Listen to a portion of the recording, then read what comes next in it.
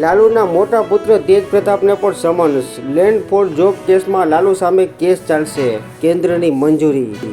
પાકિસ્તાનમાં ઈશ નિંદાના આરોપી ડોક્ટરને ખુદ પોલીસે ઠાર માર્યો. એપલના ફોન માટે અમદાવાદનો યુવક 21 કલાક લાઇનમાં ઊભો રહ્યો. 3 મુસ્લિમ સંસ્થાઓનું વકફ બિલને સમર્થન. વકફ બિલ માટે મુસ્લિમ સંસ્થાની અલગ દરગાહ બોર્ડની સ્થાપના કરવા માંગ.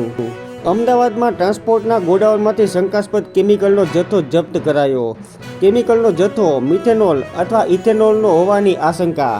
ડિસેમ્બરની 31મી પહેલા બાકી આવકવેરો ભરી દે તો વ્યાજ દંડ સંપૂર્ણ માફ. આભા કાર્ડ હશે તો અકસ્માત થયો હોય તો પણ ઝડપી સારવાર ચાલુ થઈ જશે. ગુજરાતમાં જંત્રીની પ્રક્રિયા મુલતવી રહી પણ મિલકત ટ્રાન્સફર ફીમાં વધારો થશે.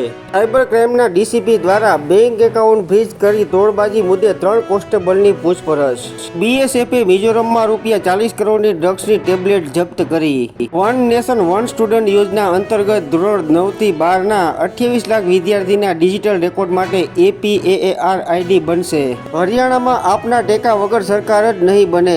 કેજરીવાલે ચૂંટણીમાં આપની પ્રચારની ધુરા સંભાળી. બોમ્બે હાઈકોર્ટે આઈટી એક્ટમાં સુધારા ગેરબંધારણીય ગણાવી રદ કરતા કેન્દ્રને ફટકો.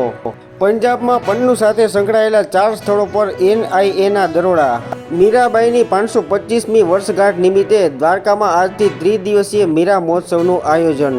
નૈઋત્યના ચોમાસાની 3 દિવસમાં કચ્છથી વિદાય શરૂ થવાની આગાહી. સ્ટાર હેલ્થ ઇન્સ્યોરન્સના અધિકારીએ 3.1 કરોડ ગ્રાહકોનો ડેટા વેચ્યો.